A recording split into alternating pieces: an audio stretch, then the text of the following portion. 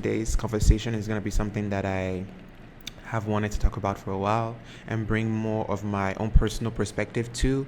And it's going to help you shine a little bit brighter as we progress into the new year moving forward. So today's topic is going to be on healing and what it is, why we need to heal, and a lot of the hindrances to our healing and how our lack of healing shows up in our everyday life.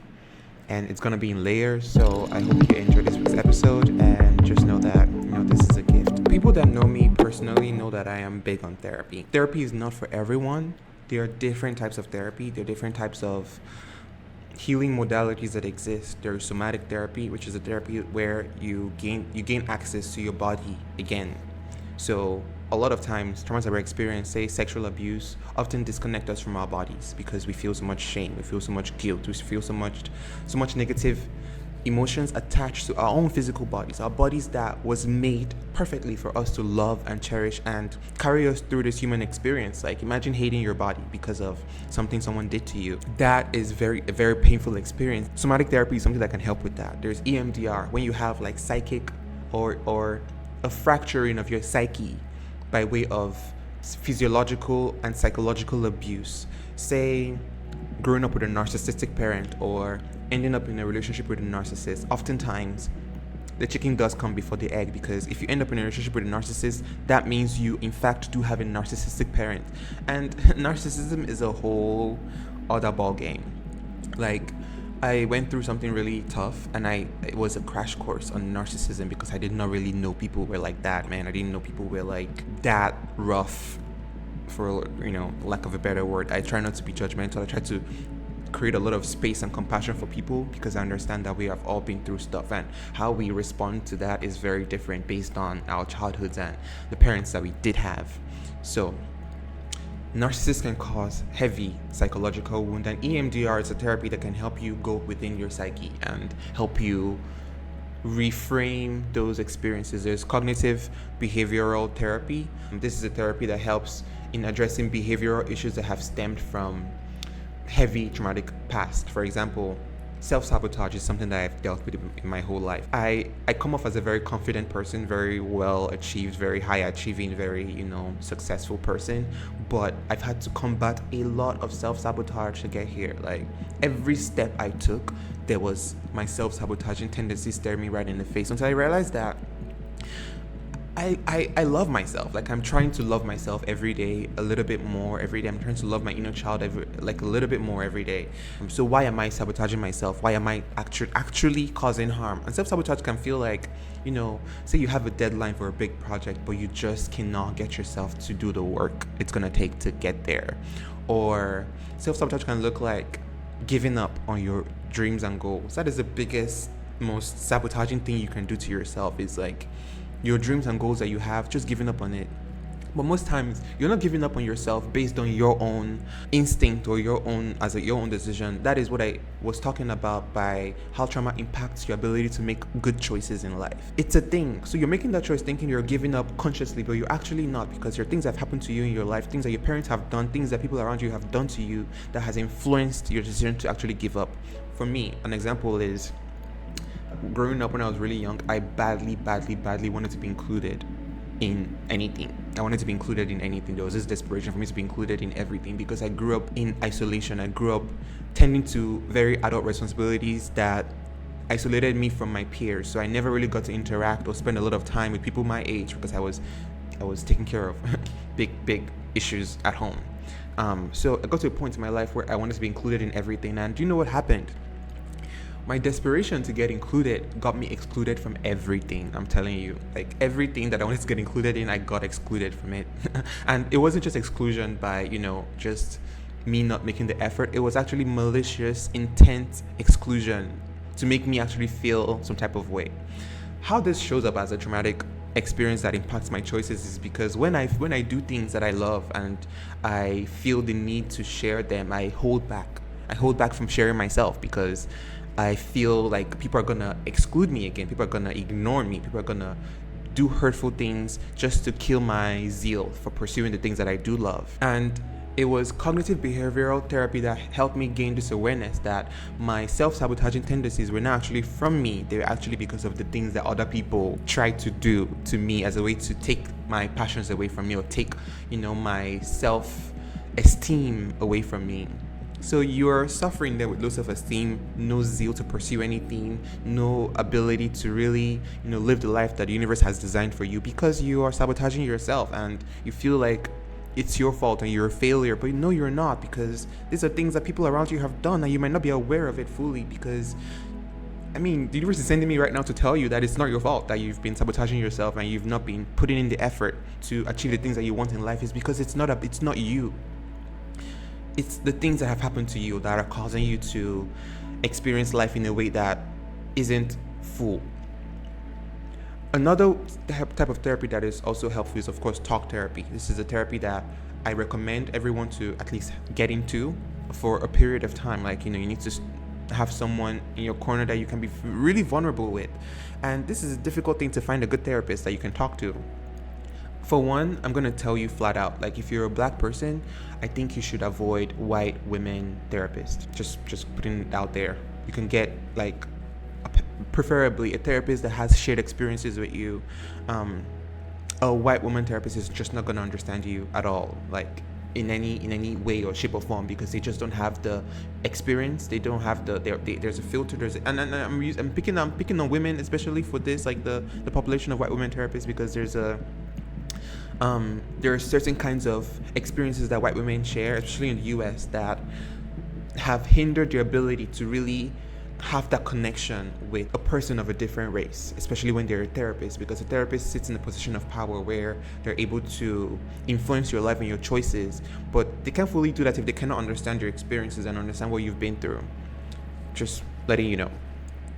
But finding a good therapist is something that you have to really put effort in. And if you really want to go down the path of talk therapy, you need to ask the universe for help. Like, this is something that you cannot do on your own. You need to set an intention or the kind of therapist that you want and the kind of help that you need. And the universe is going to help you find a good therapist, or help send a good therapist down your path and actually help you sustain that relationship so you can actually find the healing that you need. Talk therapy isn't going to heal you. It's not going to heal you at all. It really doesn't have the power to transform your woundings into power by itself. But it starts as a good foundation to understand yourself, understand your psyche, have someone mirror you in a healthy way, have someone outside of the violence you've experienced, that someone that can actually be a safe space for you to actually approach those emotions and those feelings from a new perspective. That is what talk therapy can do for you. And in addition to talk therapy, you have to be doing other things as well, like, having a good workout routine, practicing a lot of self-love, a lot of inner child work, making a lot of art. Like, art is so healing for the soul. There's nothing as healing as making art. Even if you're not an artist, even if you don't give about art, you can still make art. You can still draw something every once in a while, just to help your mind heal. Art is a fabric of the mind. Art is something that is projected from the mind, and when your mind has been fractured, doing something externally that comes from your mind can help you reform and rearrange your internal as well. Hopefully I get to talk about this process on this podcast in the future, but it's something that I have done and I can assure you that it works very well. There are so many different kinds of therapies, and you have to do the research on the things that can help you and just take the plunge. So there's individual healing, and there's also collective healing. There's also national healing. There's also, like, racial healing that needs to happen for us to really grow. Point blank period. Like, you can't grow if you are unhealed. You can't grow if you are suffering from heavy trauma and heavy woundings that have been brought upon you by your life circumstances. You cannot grow. You're going to stay stuck at a certain level. No matter what you do, no matter how hard you try, you can think you're putting all the effort to achieve your goals and you're just not hitting those goals. It's not because of you. It's because you have your soul and your psyche has been fractured from within, and this distorts your aura and your energetic vibration, which is designed to help you attract the things that you want in life. So when you are wounded on a deep level, your energetic field reflects that wounding, so you attract things that are on the same vibration as that wounding, which is more trauma and more wounding and more issues until you do the hard work to heal yourself and navigate the depths of your soul to recover your authentic self, your true self, which is your inner child.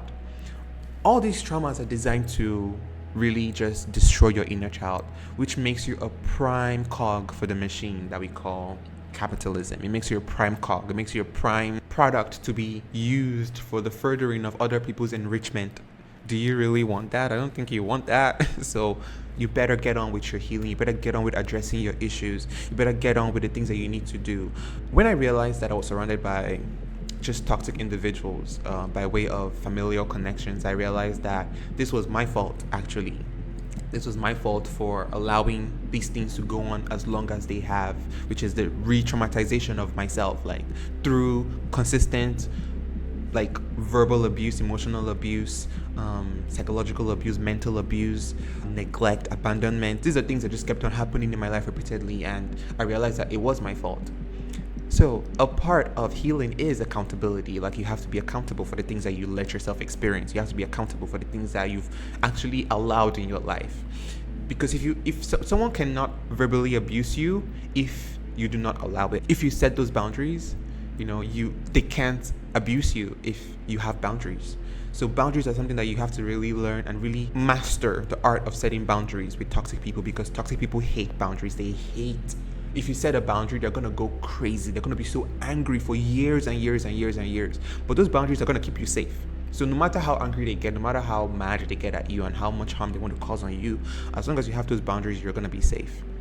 But then, how can you set boundaries when you're a people pleaser?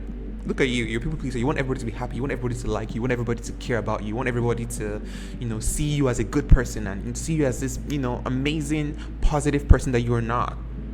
But we use people pleasing as a mechanism to convince the world that we are something that we are not quite yet, at least. Maybe we are on a soul level, but our trauma and our woundings is what blinds us to how harmful the external world can be. And people pleasing is the vehicle that makes more abuse possible. So when you become a people pleaser, you often become a people pleaser from traumas that you've experienced in the past. You might not really understand how that works yet, but you will. The people pleasing now emphasizes more on the potential to experience even more trauma in the future, because you are vulnerable. You're open to abuse by random people just because of you're a people pleaser. Taking accountability and setting boundaries helps you reel in the people pleasing a little bit, so you can actually exist as a full human person. And then in that space of safety, your psyche can now sort of calm down in a way that you can now begin to unravel the effects of the traumas that you've experienced in life.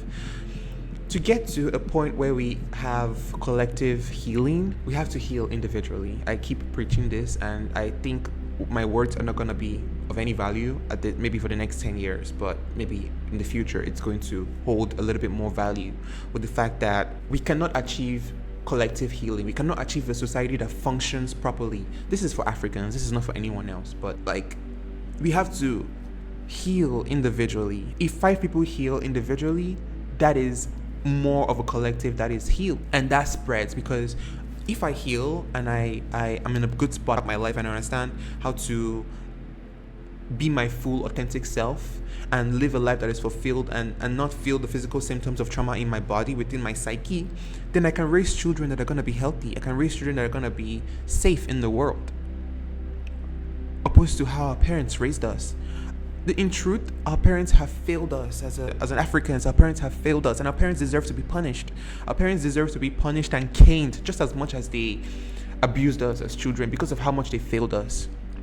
They did not take any accountability for their actions or their inability to really grow and mature.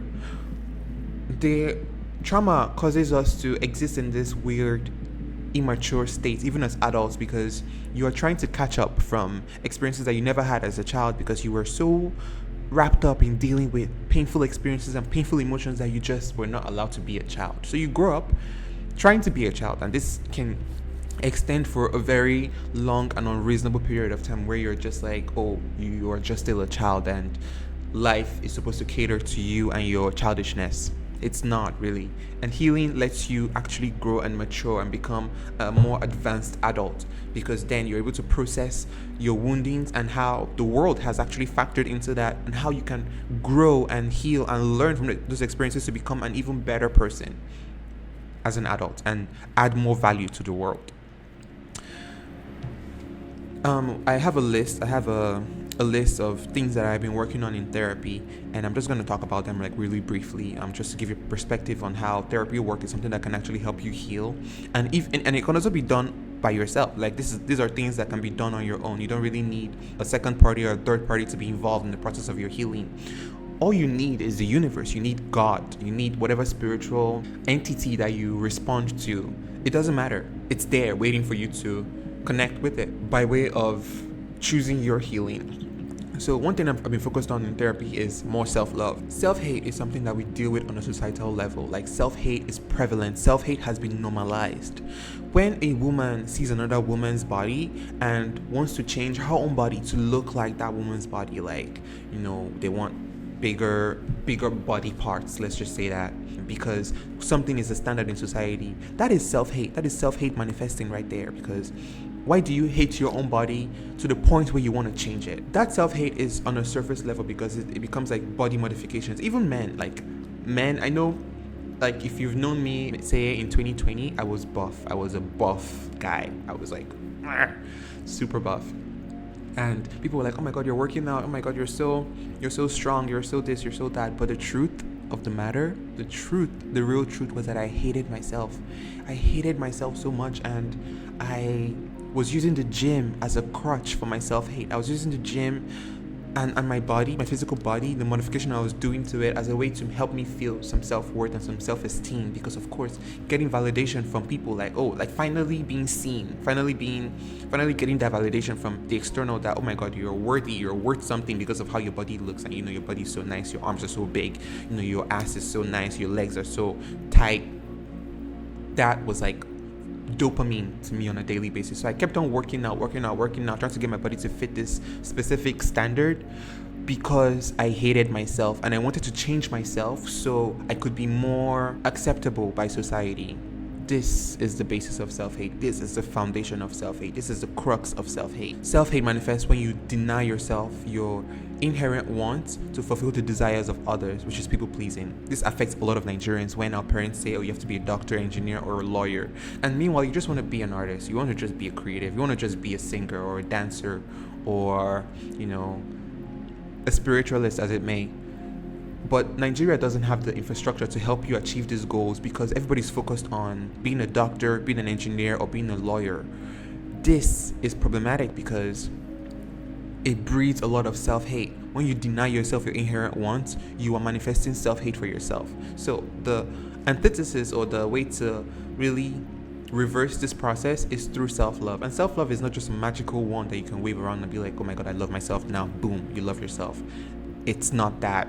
It's a lot of work. It's a lot of work to undo the event, to reflect on the events that cause the self-hate, and to undo them, reframe them. How I've reframed my own events that have caused self-hate for me in the past is with the idea that nothing happens to me. Nothing has happened to me. Things have happened for me. When I moved from Nigeria to the United States, I experienced something really traumatic during this period, and that caused me to actually want to move to a new place to escape from the trauma. And this now could have been an event that could have been a central point in my life where I just hold that as, oh, this happened to me, and because of this event, like, my life is shit. My life is, I can't achieve anything. I'm such a loser, and carry that around like a cloud around my head. But then reframing this event, I was like, oh, this actually happened for me, because if this never happened, this really bad event never happened, then I would not have come to America. I would not have met the amazing people that I have met. I would not have met the love of my life. I would not have met like the people that I currently work with. I would not have had the experiences that I've had. I've been to so many beaches in California. I've been to New York. I've been to like really cool places that I would not have been to otherwise. The ease of how I've acquired certain things in America are things that I would not have even thought about or dreamt of in Nigeria. So this event actually helped me in a way. So in the fact that I can see these traumatic experiences as things that happened for me opposed to happening to me has helped foster more self-love. And self-love sometimes can feel difficult to give it to your current self because you don't feel worthy of the love. If your parents don't love you, man, self-hate is fostered by parents that hate you. And you might think, oh, like my parents hate me, so something must be wrong with me. No, baby boy, baby girl, nothing is wrong with you. Something is wrong with your parents. Something is wrong with your family. Something is wrong with them. They are the problem. Even if they're like 12 people and they hate you, no. They have an issue because hate is not who we naturally are as souls. Love is our natural vibration. Love is our natural frequency. Love is the frequency that we exist on a normal day. So anything that goes against that is a sign of wounding. It's a sign of trauma. It's a sign of pain that has not been addressed by whoever has been projecting that pain onto you. So then you experience that and you take it on, you wear it like a backpack that you never want to take off. And with each new trauma, the backpack gets heavier and heavier and heavier and heavier until you can't carry it anymore and you capitulate. But self-love is the answer, because if you love yourself, nobody can really hate you because you have enough love for yourself. Like, if you hate me, then that doesn't matter because I love myself and I don't care how much hate you have. This self-love is something that I actually learned from Black Americans because I've learned about the history about Black Americans in this country. Prior to moving to the US in 2018, I had no clue how bad it was. I had no clue how damaging it has been to be a Black African person in America. Psychologically, mentally, physically, sexually, emotionally, spiritually, it's been incredibly damaging to exist as a Black person in this country, and that is just the truth. It's a fact. It's a fact of the matter. There is no argument there. But what I have found is the people that really thrive in this system are the people that actually love themselves, because you're going to receive a lot of hate. You're going to receive a lot of hate, even for the smallest things. Like, if you don't fit the status quo, if you don't fit the narrative of what a Black person should be in this country, you're going to be hated for it. You're going to be despised for it, and it's going to break you down. It's going to wound you deeply to experience this kind of hate. But if you love yourself enough for yourself, it's like your self-love acts as a shield that blocks hate from coming in. 1 million people can hate you, but as long as you love yourself, as long as you love your inner child, that child version of you that went through some shit, as long as you can mentally picture that person and every single day you make an effort to pour love into that version of you, you'll be fine. Your self-love is only just gonna grow. It's just gonna expand even more. Something that a practice that I do for my inner child every single day. Like when I wake up in the morning, I wake up at 4, I go to the gym and I meditate, I pray, and I ask my inner child, like, what can I do to show you some love today? Like, what can I do to show you some love? Recently, my inner child has been asking for ice cream a lot, and I like ice cream now as an adult, but my inner child has a specific attachment to ice cream because my inner child did not get enough ice cream. My inner child did not get enough ice cream. My inner child actually had to share so much with my siblings, with cousins. Like, I just never got enough of that as a child. So now my goal is to give my inner child enough ice cream that they never have to worry about ice cream anymore. They just, if they want ice cream, and I actually make an effort to get the most childish ice cream I can find. A cone with the swirl, the whole thing, that they can eat the cone. I am eating it now as an adult, but my inner child is the one that is being fed with that love. My inner child sometimes